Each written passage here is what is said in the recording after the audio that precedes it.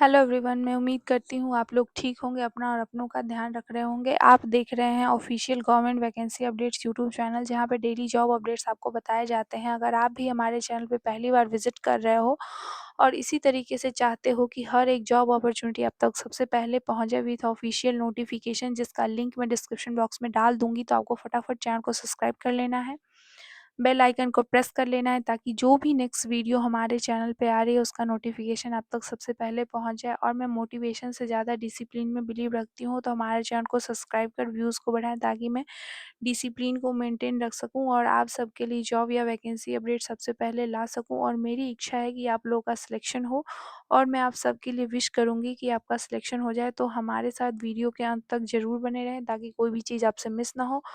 और आप अपने दोस्तों को भी ज़रूर सजेस्ट कर सकते हैं। तो वीडियो में मैं स्टार्ट कर रही हूँ, हर एक जानकारी वन बाय वन आपके साथ में साझा करूँगी। अगर उसके बाद भी आपको कोई डाउट्स रह रहे हैं, तो आप मुझसे कमेंट सेक्शन में पूछ सकते हैं, मैं उस डाउट को दूर करने की कोशिश करूँगी।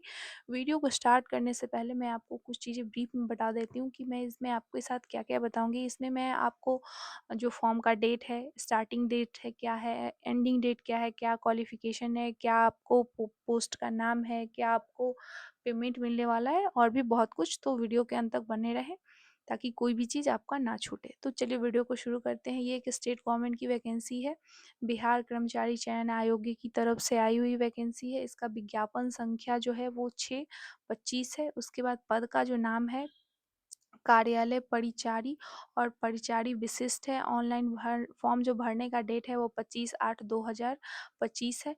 ये कुछ दिनों में स्टार्ट हो जाएगा, 1-2 दिनों में। और आवेदन भरने की जो अंतिम डेट है वो 26/9/2025 है। तो अब लास्ट डेट का वेट बिल्कुल ना करें, और जैसे ही फॉर्म भरना शुरू होता है 25/8/2025 से, आप उसी दिन से फॉर्म भरना शुरू कर दें। अगर आप अंतिम दिनों का वेट करते हैं, तो बहुत सारे प्रॉब्लम हो जाते हैं, जैसे नेट काम नहीं करता है, सर्वर डाउन हो जाता है, इस तरीके की दिक्कत आपको आ सकती है। और चलिए दूसरी बात ये है कि यहाँ पे भारतीय नागरिक होने चाहिए, और फॉर्म जो है वो ऑनलाइन ही अप्लाई होगा। यहाँ पे वेतन का जो लेवल है वो 1 है। न्यूनतम शैक्षणिक योग्यता जो है वो आपका मैट्रिक होना चाहिए, और किसी समक्ष परीक्षा में उत्तीर्ण, मतलब मैट्रिक से कंपेयर जिस जो भी डिग्री है वो आपका वैलिड माना जाएगा यहाँ पे, मतलब वो मांगते हैं आपसे। यहाँ पे पद का नाम है, विभाग का नाम है, और यहाँ पे अनारक्षित, अनुसूचित जाति, अनुसूचित जनजाति, अत्यंत पिछड़ा वर्ग की महिलाएं, आर्थिक रूप से कमजोर वर्ग। यहाँ पे टोटल सीट दिए हुए हैं। स्वतंत्रता सेनानी के पोता पोती नाती पोता के लिए भी कुछ सीट आरक्षित है, और जो डिसेबल कैटेगरी में है उनके लिए भी है, और प्लस 35% जो सीट है वो महिला के लिए आरक्षित है। तो मैं एक पद का और एक विभाग का नाम बता देती हूँ। पद का नाम है कार्यालय परिचारी। उसके बाद कार्यालय का जो नाम है, विभाग का जो नाम है, निर्देशालय नियोजन एवं परीक्षण, परीक्षण पक्ष श्रम संसाधन विभाग, बिहार पटना। तो हम आगे बढ़ते हैं, टोटल आपको सीट में बता देती हूँ, आप एक बार देख लेना इन सबको।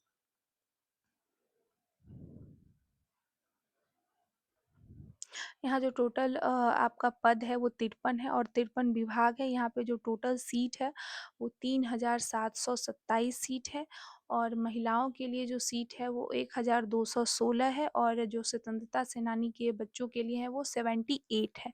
तो हम आगे बढ़ते हैं। यहाँ पे आपका न्यूनतम शैक्षणिक योग्यता क्या होना चाहिए वो मैं आपको बता देती हूँ। आपका मैट्रिक होना चाहिए, यहाँ पे लिखा भी हुआ है मैट्रिक होना चाहिए आपका।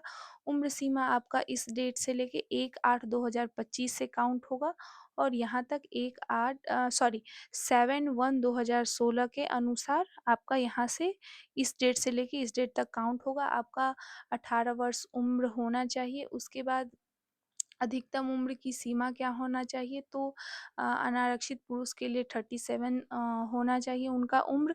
पिछला एवं अत्यंत पिछड़ा वर्ग की पुरुष और महिलाओं के लिए 40। उसके बाद अनारक्षित महिलाओं के लिए 40 वर्ष। अनुसूचित जाति, अनुसूचित जनजाति के जो पुरुष हैं और महिला हैं उनके लिए 42 वर्ष, और सभी कोटि के जो डिसेबल लोग हैं उनके लिए 10 वर्ष की छूट है। तो हम आगे बढ़ते हैं। आपका जो परीक्षा किस टाइप का होगा वो वस्तुनिष्ठ होगा। यहाँ पे और 40,000 अगर फॉर्म भरे जाते हैं तभी आपका जो एग्ज़ाम होगा वो स्टार्ट होगा। आप यहाँ पे देख सकते हैं लिखा हुआ है। उसके बाद परीक्षा में आपको क्या-क्या पूछा जाएगा, आपका विषय क्या होगा, जो 10th में होते हैं 10th का सिलेबस रहेगा। आपको सामान्य अंक गणित पूछा जाएगा, सामान्य ज्ञान और सामान्य हिंदी पूछा जाएगा। कुल प्रश्नों की संख्या जो होगी वो 100 होगी और 2 घंटे का एग्ज़ाम होगा। ओके, हम आगे बढ़ते हैं।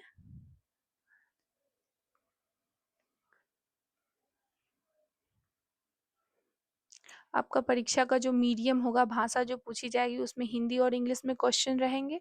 यहाँ आपको सामान्य अंक, आपका जो लिखित परीक्षा होगा उसमें सामान्य अंक जो गणित होंगे उसमें आपको ये मूल वर्ग, दूरी, समय, इस सब तरीके के, साधारण ब्याज, चक्रवृद्धि ब्याज, इन सब तरीकों की चीज़ें पूछी जाएगी। सामान्य ज्ञान में आपको इस तरीके का पूछा जाएगा, वन एवं वन विभाग, संसाधन, जल संसाधन, कृषि, फसलें, खनिज एवं ऊर्जा संसाधन, इस तरीके की चीज़ें आपसे पूछी जाएगी। तो आप इसको एक बार अच्छे से रीड कर लेना। देख रहे हैं यहाँ पे इतिहास, संस्कृत, भूगोल, स्वतंत्रता आंदोलन, पंचायती राज, इन सब बारे में भी पूछा जाएगा, तो एक बार अच्छे से आप रीड कर लो।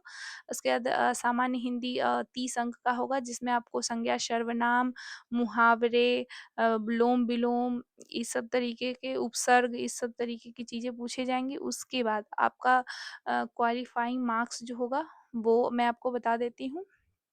क्वालीफाइंग मार्क्स आपका अनारक्षित वर्ग के लिए 40% मार्क्स होना चाहिए, पिछला वर्ग के लिए 36.5% मार्क्स होना चाहिए, अत्यंत पिछला वर्ग के लिए 34% मार्क्स होना चाहिए। उसके बाद अनुसूचित जाति जनजाति के लिए 32% मार्क्स होना चाहिए, महिला वर्ग के लिए 32% मार्क्स, जो दिव्यांग हैं उनके लिए भी 32% मार्क्स होना चाहिए। उसके बाद आपका परीक्षा शुल्क क्या होगा वो मैं बता देती हूँ। सामान्य वर्ग, पिछला वर्ग, अत्यंत पिछला वर्ग के पुरुष के जो अभ्यर्थी हैं उनको 540 रुपए लगेंगे। अनुसूचित जाति, अनुसूचित जनजाति के जो अस्थायी निवासी हैं बिहार के उनको 135 रुपए लगेंगे। सभी श्रेणी के जो विकलांग हैं, अनुसूचित जाति, अनुसूचित जनजाति के जो हैं उनको 135 रुपए लगेगा। सभी श्रेणी की महिलाएँ सिर्फ़ बिहार के अस्थायी निवासी हैं तो उनको 135 रुपए लगेंगे और बिहार के बाहर जो किसी भी श्रेणी है, चाहे वो महिला हो पुरुष हो, उनको 540 रुपए लगेंगे। ओके, हम आगे बढ़ते हैं। यहाँ पे ये डेट हमारा बहुत मायने रखता है। आपका ऑनलाइन जो रजिस्ट्रेशन डेट है वो 25/8/2025 से लेके 24/9/2025 तक ही आपका जमा किया जाएगा। उसके बाद आरक्षण के बारे में है, आप पढ़ सकते हैं। जाति प्रमाण पत्र, स्थायी निवास, मूल निवास प्रमाण पत्र आपके पास होना चाहिए। और इससे आगे हम बढ़ते हैं। आगे क्या दिया हुआ है? यहाँ पे आपका महत्वपूर्ण निर्देश दिया गया है एडमिट कार्ड्स और बैंक अकाउंट्स को लेके कि आपको कैसे-कैसे क्या सबमिट करना है, और आपको ऑनलाइन ही पेमेंट करना है, इस तरीके की चीज़ है। तो आप एक बार अच्छे से पढ़ लेना। उसके बाद आपका जो डेट है वो इम्पोर्टेंट डेट है। मैं बार-बार आप लोगों को अच्छे से बता दूँ ताकि आपको याद हो जाए। ऑनलाइन आवेदन जो प्रारंभ किया जाएगा वो 25/8/2025 तक और परीक्षा का शुल्क जो जमा होगा वो 24/9/2025 तक होगा और अंतिम डेट जो है वो 26/9/2025 है।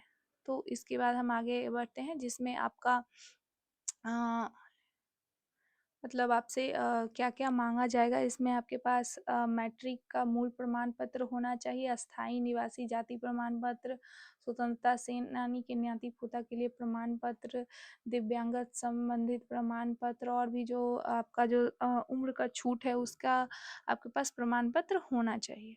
और घोषणा ये तो नॉर्मल घोषणा रहती है, सब में रहती है और अंतिम डेट जो है आपको मैं फिर से बता दूँ 25/8/2025 से आपका ऑनलाइन आवेदन करना शुरू होगा, जो 26/9/2025 को बंद हो जाएगा।